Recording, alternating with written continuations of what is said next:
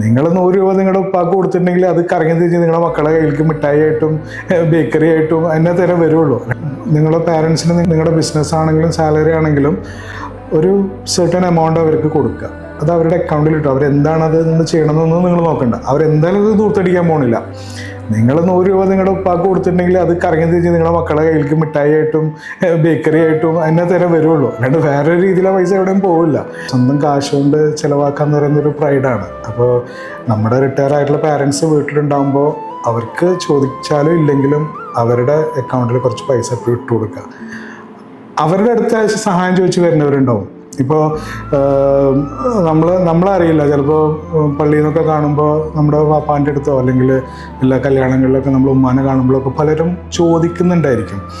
അപ്പോൾ അവർക്ക് ആഗ്രഹം ഉണ്ടാവും കൊടുക്കണമെന്ന്, പക്ഷെ അവരുടെ അടുത്ത് കാശുണ്ടാവില്ല. കാരണം അവർ കൊടുക്കുന്നതിന് നമ്മളോട് ചോദിക്കണമല്ലോ. അപ്പോൾ ആ ഒരു സിറ്റുവേഷൻ വരുത്താതിരിക്കുക.